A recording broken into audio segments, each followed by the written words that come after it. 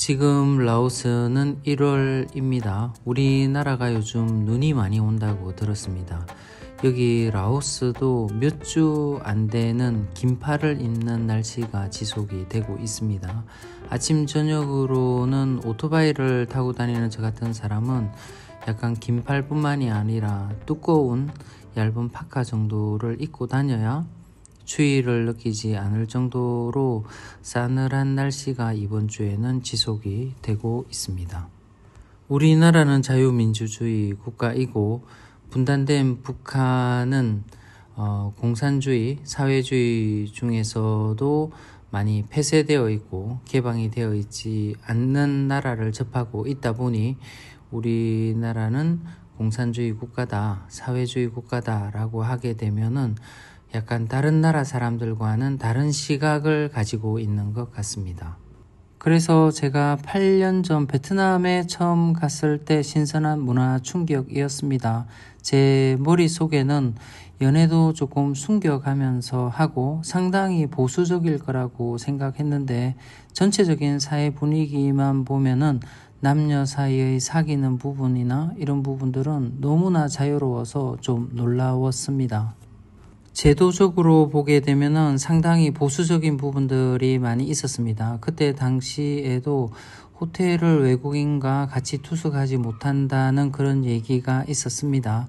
그와 마찬가지로 여기 라오스도 어떻게 보면 제도적인 부분들은 연애에 있어서도 특히 외국인과의 연애에 있어서도 상당히 보수적인 것처럼 보입니다. 동거도 되지 않는다라고 하게 되고 허락 없이 또는 약혼식이나 결혼식 없이 동거를 하게 되면은 실제로 신고가 들어오면 경찰서까지도 가게 된다는 얘기를 들었을 때 여기는 상당히 보수적인 나라구나 라고 머릿속으로 인지를 하게 되는데 실제 생활에서는 그렇지가 않습니다. 여기 라오스는 혼인을 지금도 상당히 일찍 하는 편입니다. 제가 머물고 있는 여기 비엔티안 같은 경우는 혼인 연령대가 조금씩 높아지고 있는데요. 그런데 시골 같은 경우는 성인인 18세가 되기 전에도 혼인을 하는 경우가 상당히 많이 있습니다. 아기를 가지게 되면 미성년이더라도 혼인을 시키는 게 대부분이고요. 그리고 제가 옛날에 시골을 방문했을 때도 거의 15, 16 정도 된 어린 소녀인데도 아기를 가지고 있고 아기를 돌보고 있는 모습들을 그렇게 어렵지 않게 볼 수가 있었습니다. 여기 라오스에서는 연애를 하게 되면 여자 부모님 쪽에 가서 허락을 받아야 됩니다. 그런 관점만 보게 되면은 너무나 보수적인 나라라고 생각이 되는데요. 그런데 연애는 그렇게 보수적이지가 않습니다. 또 가서 허락을 맡을 때 어떤 사유로 인해서 반대하는 경우는 거의 없다라고 합니다. 그리고 허락을 받았다라고 하더라도 헤어짐에 있어서 그렇게 주춤거리거나 그러지도 않는다라고 합니다. 이 나라도 연애를 하게 되면은 전화통화를 화상통화를 하게 됩니다. 제가 여기 라오스 사람들에게 왜 일반 통화를 하지 않고 화상통화를 하는지 물어본 적이 있습니다. 그랬더니 돌아오는 대답이 일반 통화를 하게 되면 거짓말을 해도 알아챌 수가 없다라는 겁니다.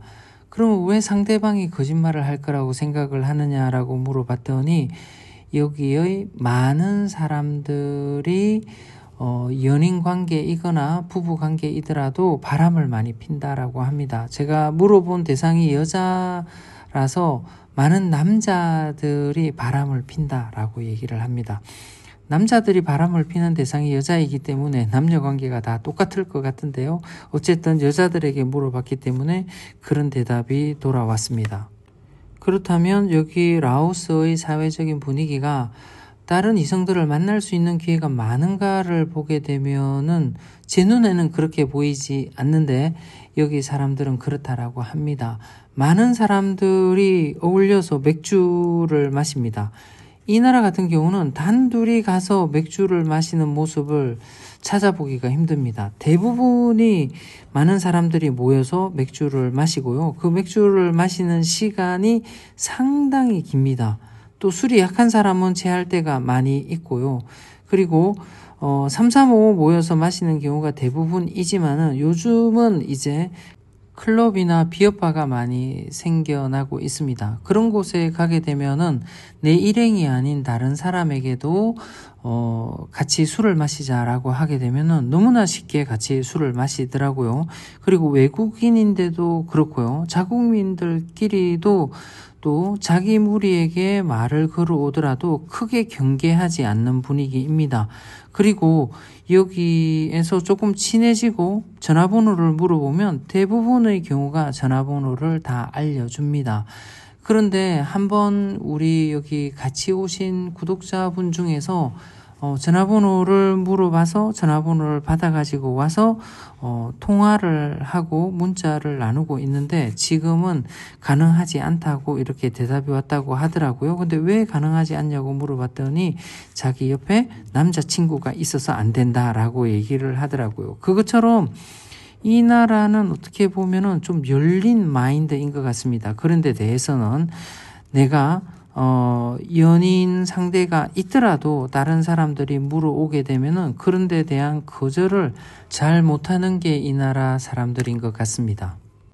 라오스에서 현지인 친구가 생기게 되면 내가 솔로이다 라고 하게 되면 자기 친구를 소개시켜 주겠다는 말을 많이 듣게 됩니다. 심지어는 자기 가족 또는 자기 딸을 소개시켜 주겠다는 말을 상당히 많이 듣게 됩니다. 처음에는 그게 그냥 하는 말인 줄 알았습니다. 그냥 술을 마시다 보니까 많이 나오는 말 중에 그렇게 할 수 있다. 그런데 실제로 이제 말이 조금 통하고 소개를 시켜달라라고 하게 되면 정말 소개를 시켜주게 됩니다. 이 나라는 어떻게 그렇게 쉽게 사람들을 소개시켜주는지 좀 놀랄 정도로 소개를 쉽게 시켜줍니다. 그리고 또 내가 연인 관계가 되었다라고 하게 되면은 내 친구가 있는데 너의 친구와 내 친구를 서로 만나보게 하는 게 어떻겠냐라고 하게 되면은 좋다라고 하고 적극적으로 또 만남을 가지게 됩니다. 그런데 이제 둘이 만나게 되는 경우는 조금 시간이 걸리게 되지만 이제 소개시켜주는 사람 또 소개받는 사람이 다 같이 함께 모여가지고 술을 같이 마시고 식사를 같이 하고 하는 자리는 정말 쉽게 가질 수 있는 게 이 나라입니다. 우리나라 같은 경우는 소개를 시켜준다라고 하게 되면은 적어도 무슨 일을 하고 있는지 또 어떤 사람인지 약간의 신상에 대해서 알고 나서 소개를 시켜주지 않습니까? 그런데 이 나라 같은 경우는 그런 자세한 신상이나 이런 부분들을 그냥 필요로 하지 않더라고요. 외국인을 소개시켜준다라고 하게 되면은 기본적으로 약간은 부자일 거라고 생각을 해서 그런지는 모르겠지만 그냥 사진 한 장 보고 소개를 시켜줍니다. 물어본다라고 하게 되면은 직업은 가지고 있는지 뭘 하고 있는지 이 정도만 물어보고요. 그냥 만남을 가지게 됩니다. 물론 소개받는 외국인도 외모만 보고 어떤 일을 하고 있는지만 물어보고 만나게 되는 거죠. 그런데 이 나라 사람들도 서로 간에 그런지는 정확하게 모르겠지만 외국인을 대할 때는 그렇게 뭔가를 크게 물어보지 않고 서로 간의 만남을 주선해 주는 경우가 상당히 많이 있습니다. 또 만나서 물어보는 부분들도 너무나 간단해서 놀랄 때가 있습니다. 여기 현지의 여성들은 외국인 남성을 만났을 때 제일 먼저 물어보는 게 여자친구가 있느냐? 우리는 당연히 여자친구가 없기 때문에 나온다라고 생각하는데 그 질문을 꼭 하더라고요. 그리고 한국에서 온 사람이면 한국에 부인이 있는가를 물어볼 때도 있더라고요. 그런데 어떤 여기의 여성들은 한국에 부인이 있는 거는 괜찮다고 말하는 여성이 있었습니다. 그게 농담인지 진담인지는 모르겠지만은 그런데 여기의 여성들이 실제 한국에 부인이 있는데도 괜찮다라고 해서 결혼을 이 나라에서만 하는 경우도 있다라고 저도 전해 들은 적이 있습니다. 소개를 받아서 실제로 사귀게 되면 사귀는 한국 남자분들이 가장 어려워하는 부분이 한 가지가 있습니다. 사귀고 있는데도 끊임없이 의심을 하는 경우가 있습니다. 다른 여자친구가 있지 않은지 아니면 다른 여성을 만나고 있지 않은지를 계속해서 의심을 하게 됩니다.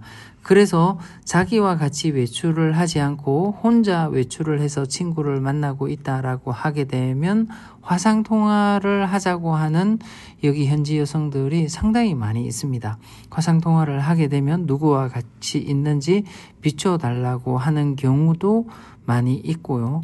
그리고 그걸 비춰주고 잘 이야기를 한다라고 하더라도 그 자리에 자기를 만나는 여성이 아닌 다른 여성이 다른 커플이 와 있다라고 하더라도 그런 부분들을 좋아하지 않는 여성들도 많이 있다라고 합니다. 그러면 많은 한국 분들이 얘기를 합니다. 왜 믿지 못하느냐? 믿지 못하면서 어떻게 만남을 가지느냐? 이렇게 얘기를 하게 되면 이 나라 여성들은 대부분 남자들은 언제든지 다른 여자들을 만날 수 있고 바람을 필 수 있기 때문에 절대 그냥 믿을 수 없다라고 얘기를 합니다. 항상 관리를 해야만 된다고 얘기하는 친구들이 상당히 많이 있습니다. 어떻게 보면 사람에 따라 다르다고 우리는 얘기를 할 수 있지만 이 나라 분위기 자체가 많은 여성들이 그렇게 이야기를 하고 있다면 아마 그런 일들이 비일비재하게 일어나기 때문에 정말 이 나라 사람들이 자유분방한 생활을 하기 때문에 그런 의심을 할 수 있다고도 생각되기도 합니다.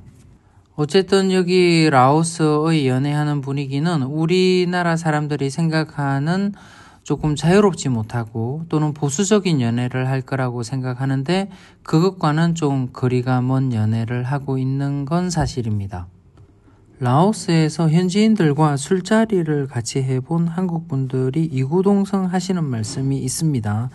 이 나라에서 술자리에서 하는 농담들의 수위가 상당히 높다는 겁니다. 좀 우리나라 사람들 같은 경우는 새로운 사람이 오거나 아니면 잘 모르는 사람들과 있으면은 야한 농담 같은 경우는 거의 하지 않는 게 예의이고 한데요. 여기 같은 경우는 야한 농담의 수위도 상당히 높을 뿐더러 너무나 쉽게 하는 경우가 많습니다. 우리나라에서의 술자리는 이제 세대 차이가 좀 나게 되면은 같이 술자리를 하지 않는 경우가 많죠. 직장에서 간혹 그런 경우가 있는데 요즘 직장 회식도 많이 줄었다고 들었습니다. 그런데 여기 라오스에서는 나이하고 술자리를 같이 하는 거하고는 거의 상관관계가 없습니다. 물론 이제 좋아하고 좋아하지 않는 데 있어서는 나이가 조금 작용하기는 합니다. 하지만 술자리를 같이 하는 거에 있어서는 나이는 정말 아무런 상관이 없습니다. 나이 차이가 아무리 많이 나더라도 술자리 같이 할 수 있고요. 또 잘 알지 못하더라도 같이 와서 같이 먹자. 특히 이제 술을 마시고 있을 때는 맥주를 같이 하자라고 하는 말들은 정말 쉽게 합니다. 그냥 지나가다가 술자리가 조금 시끄러워서 멍하니 쳐다보고 있으면은 손짓을 합니다. 여기 와서 같이 마시고 가라고 얘기를 합니다. 내가 외국인이고 나이 차이도 상당히 많이 나고 잘 아는 사람이 아닌데도 불구하고 이 나라는 같이 술 마시는 거를 그렇게 어렵게 생각하지 않는 나라이기 때문에 그런 술을 마시게 되면 벽이 쉽게 허물어지고 하기 때문에 아마 남녀관계의 연애관계도 조금 쉽게 되지 않나라는 생각을 해보게 됩니다. 저는 술을 잘 하지 못합니다. 즐기지도 않고 주량도 형편이 없습니다.